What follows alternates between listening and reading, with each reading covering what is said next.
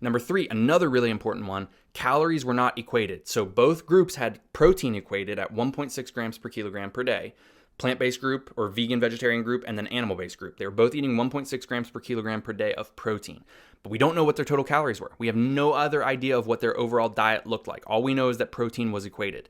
We have no idea if the plant-based group was at caloric maintenance, or maybe they were in a 500 calorie surplus. Maybe they were eating 3,000 calories a day, and the animal-based group was eating 2,000 calories a day, right? That plays a big role. Were they at maintenance? Were they in a deficit? Were they in a surplus?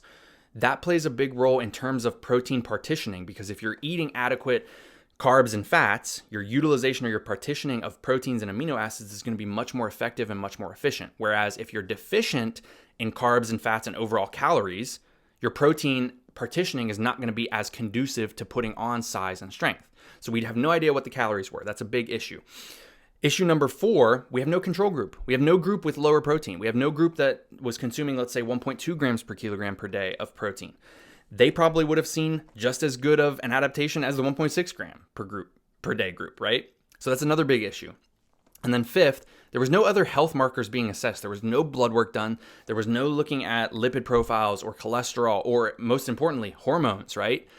Perhaps the group that was on a plant-based diet just had naturally higher testosterone. We have no idea. There was no blood work done. There was no other health biomarkers being measured. So those are 5 really big issues with this study that say, yes, if you just look at the conclusion, you're going to agree with this guy. But if you really look at the methodology of how the study was conducted and you look at those 5 really big flaws, the conclusion doesn't necessarily paint the whole picture. So I hope that this video was helpful and enlightening on how you can actually start to dive into literature and piece together, okay, this might have been a flaw, this might have been able to be done better.